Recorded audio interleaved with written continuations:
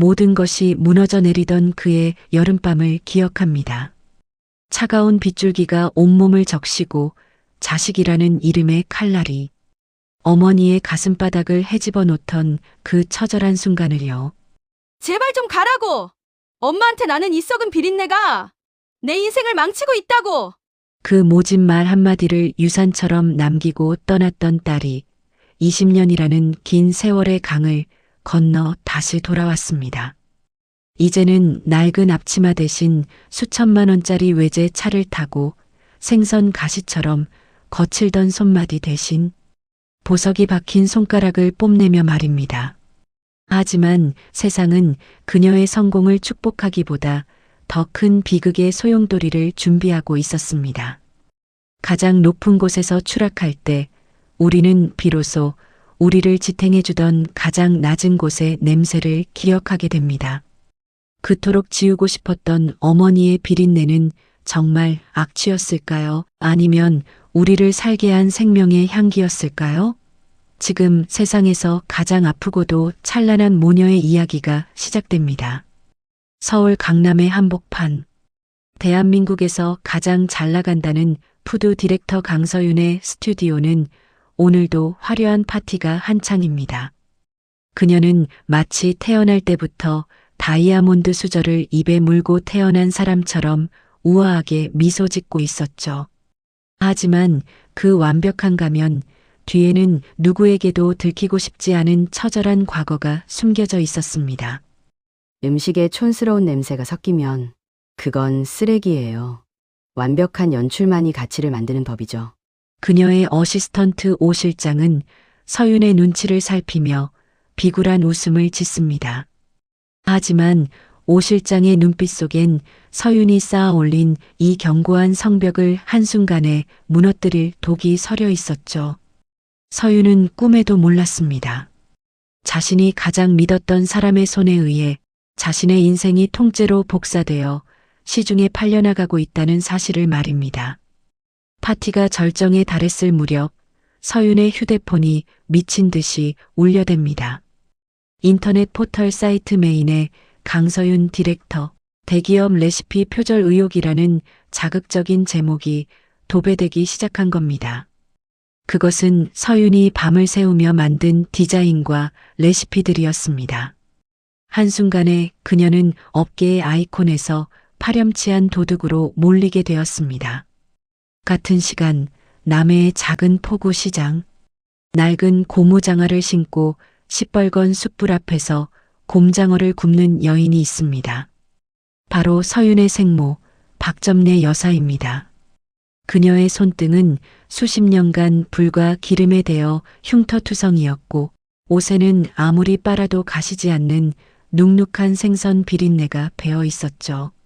아이고, 우리 딸 얼굴 본 지가 언젠고 테레비에 나오는 거 보니 살이 쏙 빠졌던데. 점례는 딸이 겪고 있는 지옥 같은 상황도 모른 채 그저 딸이 좋아하는 매콤한 곰장어 볶음을 꾹꾹 눌러 담습니다. 딸이 그토록 싫어했던 그 비린내 나는 가게를 지키며 점례는 오직 딸의 성공만을 기도하며 살았습니다. 서윤이 자신을 잡상인 취급하며 내쫓았던 그 아픈 기억마저도 점례에게는 자식을 향한 미안함으로 치환되었습니다.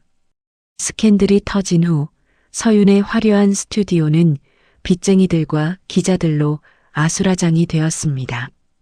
그녀가 가진 모든 명품 가방과 가구들에는 빨간 딱지가 붙었죠. 갈 곳을 잃은 서윤은 비틀거리며 빗속을 걷습니다. 화려한 강남 거리에 그녀가 기댈 곳은 단 한 평도 남아있지 않았습니다. 서윤은 압류된 오피스텔 복도 한 구석에 주저앉아 있었습니다. 세상 모든 사람이 손가락질하고 어제까지 언니 동생 하던 동료들은 전화번호를 바꾸고 잠적했습니다. 지독한 고독과 굶주림이 그녀를 덮쳐올 때 문득 문 앞에 덩그러니 놓인 낡은 스티로폼 상자 하나가 보였습니다. 이게 뭐야 또 엄마가 보낸 거야? 제발 이런 거 좀 보내지 말라니까. 서윤은 신경질적으로 상자를 뜯어냈습니다. 하지만 상자를 여는 순간 복도 전체에 진동하는 매콤하고 짭조름한 냄새. 그것은 서윤이 가장 배고프고 힘들었던 어린 시절 어머니가 숯불 위에서 구워주던 바로 그 곰장어 냄새였습니다. 냄새가 날까봐 비닐로 겹겹이 싸고 테이프를 덕지덕지 붙인 그 투박한 모양새에 서윤의 가슴이 덜컥 내려앉습니다. 상자 구석에는 꼬깃꼬깃 접힌 10,000원짜리 몇 장과 비뚤비뚤한 글씨의 편지가 있었습니다. 서윤아, 엄마는 신문 볼 줄 몰라가 뭔 일인지 모르겠다만 밥은 묻고 다녀야 한다. 세상 천지 이 편은 엄마밖에 없다. 서윤은 그 차가운 곰장어를 맨손으로 집어 입에 넣었습니다. 목구멍이 꽉 막혀오고 뜨거운 눈물이 곰장어 위로 뚝뚝 떨어졌습니다. 화려했던 강서윤 디렉터는 죽었습니다. 이제 남은 것은 빚독촉에 시달리고 명예를 잃은 한 맺힌 여인뿐이었죠. 서윤은 커다란 선글라스로 얼굴을 가린 채 고향으로 향하는 심야 버스에 몸을 실었습니다. 창밖으로 멀어지는 서울의 불빛을 보며 그녀는 다짐했습니다. 다시는 이 비겁한 도시로 돌아오지 않겠다고요. 엄마, 나 진짜 갈 곳이 거기밖에 없어? 나를 그렇게 무시하던 그 시장통으로? 새벽녘 버스가 도착한 포구시장은 비릿한 바다 내음과 상인들의 거친 함성으로 가득했습니다. 서윤은 자신의 명품 구두가 갯벌 섞인 시장 바닥에 더러워지는 것도 잊은 채 어머니의 가게를 향해 걸었습니다. 멀리서 굽은 등으로 연기를 마시며 석쇠를 돌리는 점례의 모습이 보였습니다. 20년 전보다 더 작아지고 더 초라해진 그 등이 서윤의 심장을 난도질했습니다. 시장 사람들은 웅성거리기 시작했습니다. 저거 박신의 딸 아니야? 서울서 성공했다더니 꼴이 왜 저래? 차가운 시선들이 서윤의 등에 꽂힙니다.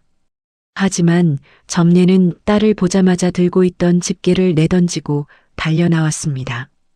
서윤의 더러워진 옷은 안중에도 없다는 듯 그 비린내 나는 앞치마로 딸을 꽉 끌어안았습니다. 어머니의 단칸방.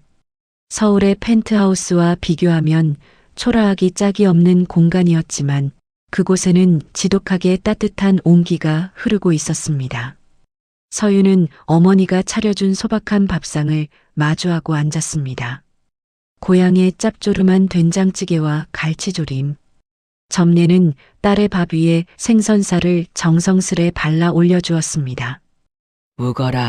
묵어야 산다. 사람이 밥심이 있어야 다시 일어서는 법이여. 서윤은 어머니의 손을 보았습니다. 뼈마디가 튀어나오고 손톱 밑은 검게 물든 그 손.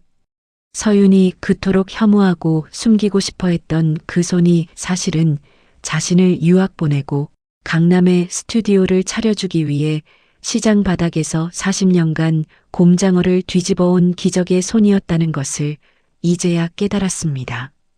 그날 밤 서윤은 어머니의 곁에 누워 참았던 고백을 쏟아냈습니다. 자신이 얼마나 오만했는지, 어머니의 희생을 얼마나 가볍게 여겼는지. 점례는 아무 말 없이 딸의 머리를 쓰다듬어 주었습니다. 하지만 평화도 잠시. 다음 날 아침 시장을 뒤흔드는 거대한 소음과 함께 검은 양복을 입은 사내들이 들이닥쳤습니다. 바로 시장 철거를 압박하는 건설사의 횡포가 시작된 것입니다. 어머니의 유일한 삶의 터전인 평화롭던 포구 시장의 아침은 비명과 굉음으로 깨어지고 말았습니다. 대형 건설사에서 고용한 용역들이 들이닥쳐 상인들의 가판대를 뒤엎고 천막을 찢어발기기 시작한 겁니다. 현대식 쇼핑몰을 짓겠다는 명분 아래 수십 년간 이곳을 지켜온 노인들의 삶은 그저 치워야 할 오물 취급을 당하고 있었습니다. 당신들 지금 뭐 하는 짓이야? 당장 멈추지 못해? 여기가 어디라고 함부로 손을 대? 서윤은 앞을 가로막았지만 덩치 큰 사내들은 비웃으며 그녀를 밀쳐냈습니다. 서울서 망해서 내려온 계집애가 뭘 안다고 나서 조용히 보상금이나 챙겨서 떠나. 그들의 말은 서윤의 가슴에 비수처럼 꽂혔습니다. 그때였습니다. 딸이 밀려 넘어지는 것을 본 점례가 숯불 집게를 휘두르며 달려들었습니다. 내 딸 건드리지 마.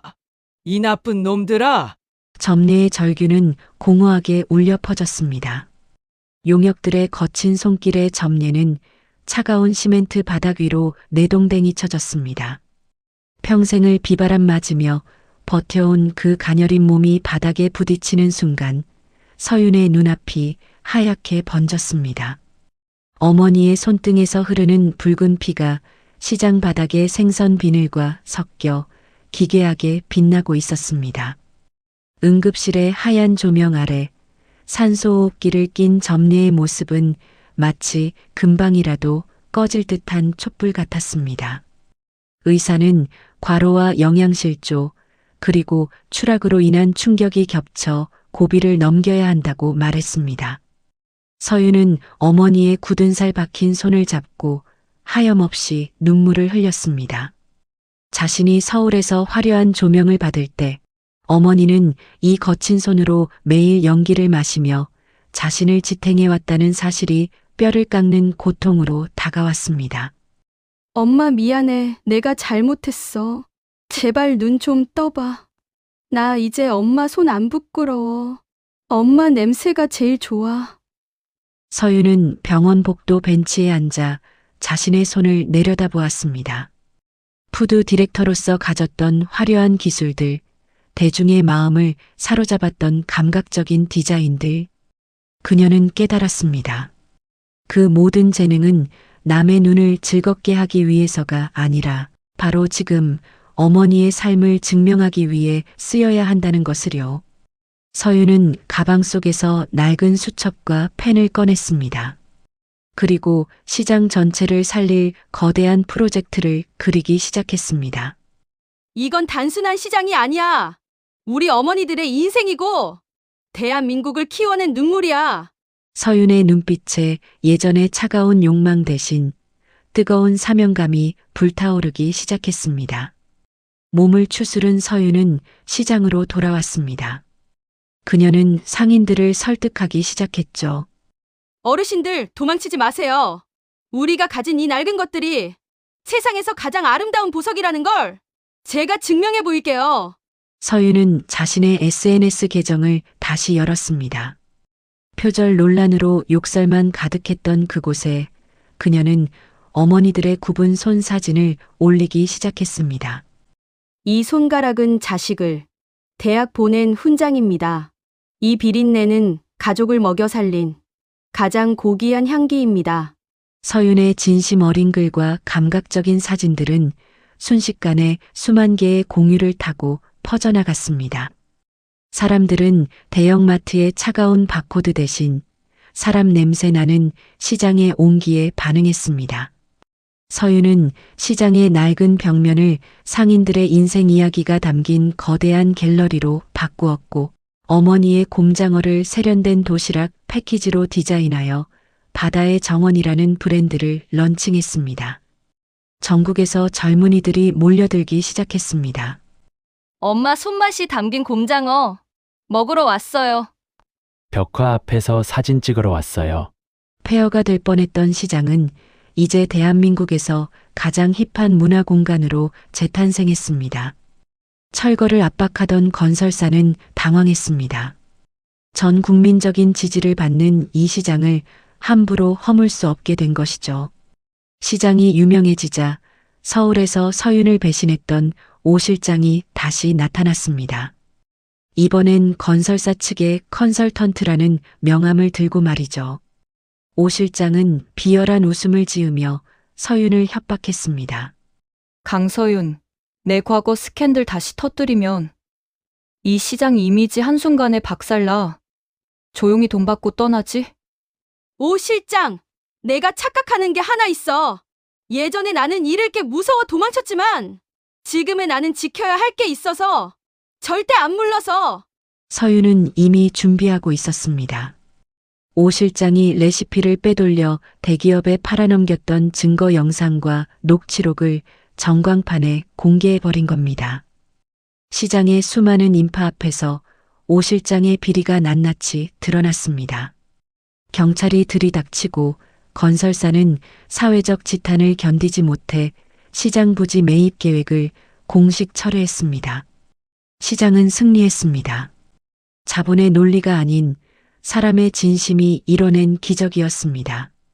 지자체는 이 시장을 국가지정 문화시장으로 선포했고 서윤은 대한민국을 대표하는 사회적 디자이너로 화려하게 부활했습니다. 하지만 그녀에게 가장 소중한 것은 서울의 명예가 아니었습니다. 시간이 흘러 다시 평화가 찾아온 포구시장. 이제 서윤은 높은 빌딩 숲 대신 파도 소리가 들리는 시장 한복판에 자신의 작업실을 차렸습니다.